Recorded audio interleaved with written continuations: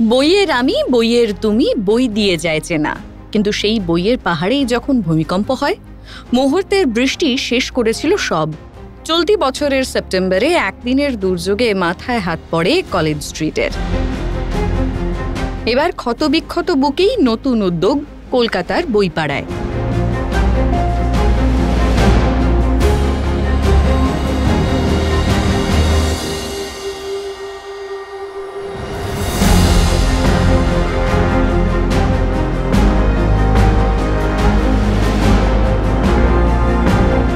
মাত্র কয়েক ঘন্টার বৃষ্টি, আর তাতেই বিপর্যস্ত হয়েছিল কলকাতা। জলের তলায় গিয়েছিল কলকাতার অন্যতম বইপাড়া কলেজ স্ট্রিটও। আর সেই কলেজ স্ট্রিটে মুহূর্তের মধ্যে ক্ষতিগ্রস্ত হয়েছিলেন বই বিক্রেতারা। এবার সেই ভিজে বই নিয়েই এক অভিনব উদ্যোগ নিল এক সংগঠন। তরুণ প্রজন্মের ভিড়ে জমজমাট ভিজে বইয়ের বইমেলাও, খানিকটা স্তব্ধ হয়েও কুড়িয়ে নেওয়া বই। প্রথমত এই উদ্যোগকে সত্যি আমি খুব ধন্যবাদ জানাবো কর্তৃপক্ষকে, যে বইগুলো ভিজে গিয়েছিল সেগুলো যে আমরা পুনরায় কিনতে পারছি এবং সেগুলো ব্যবহার হচ্ছে বা মানুষ যে কিনতে পারছে সেটার জন্য সত্যি খুব কর্তৃপক্ষকে ধন্যবাদ। এবং একই সাথে খারাপও লাগছে যে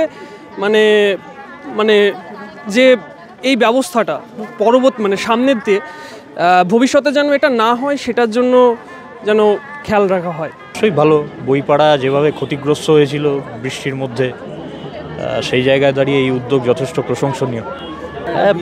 প্রচুর মানুষের ভিড় দেখে তো অবশ্যই ভালো লাগে। মানুষ বই পড়ছেন, এসে বইপত্র কিনছেন, সেটা তো ইতিবাচক।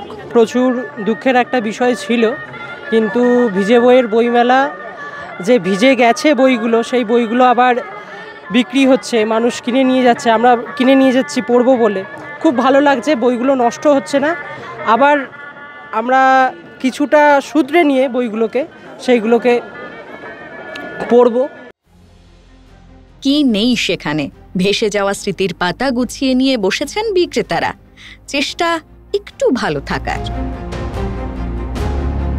প্রচুর পাঠক এসেছে, এটা তো আপনারা নিজেরাই দেখতে পাচ্ছেন যে আশাতীত পাঠক। আমরা ভেবেছিলাম অনেক পাঠক আসবে, কিন্তু এত পাঠক আসবে এটা সত্যি আমরা ভাবিনি।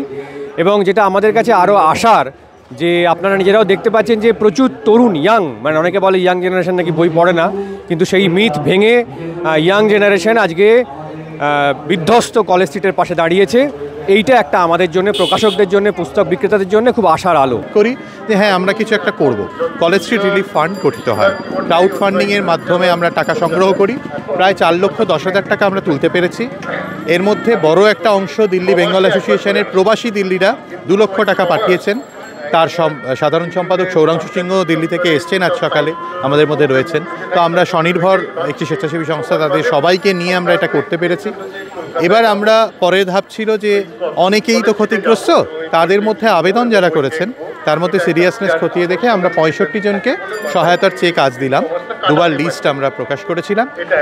আর একটি ভিজে বইয়ের বইমেলা করার পরিকল্পনা তখনই নেওয়া হয়, প্রশাসনের নানান রকম পারমিশন ইত্যাদি করে আমরা ঠিক করি যে আজকে করব। তো যেভাবে পাঠকের সাড়া পাওয়া যাচ্ছে, এটা সত্যি এক কথায় অভাবনীয়। আমরা মুম্বাই বৃষ্টি হলে বলি, তারপর যে গোটা স্পিরিট অফ মুম্বাই, তো স্পিরিট অফ কলকাতাটা দেখুন।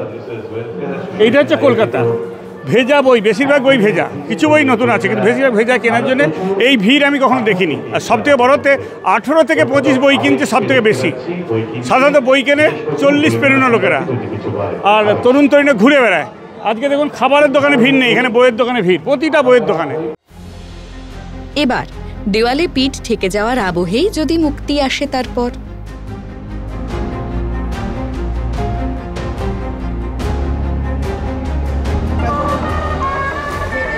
জলে তলিয়ে যাওয়া এমনই সব ইতিহাস পাওয়া যাচ্ছে কলেজ স্কোয়ার চত্বরের এই ভিজে বইয়ের বইমেলায় আসলে।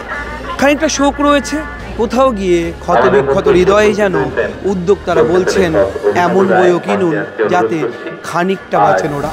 ক্যামেরায় সুমনের সঙ্গে রবীন্দ্র দাসের রিপোর্ট, সংবাদ প্রতিদিন.in। ফলো করুন সংবাদ প্রতিদিন ডিজিটাল।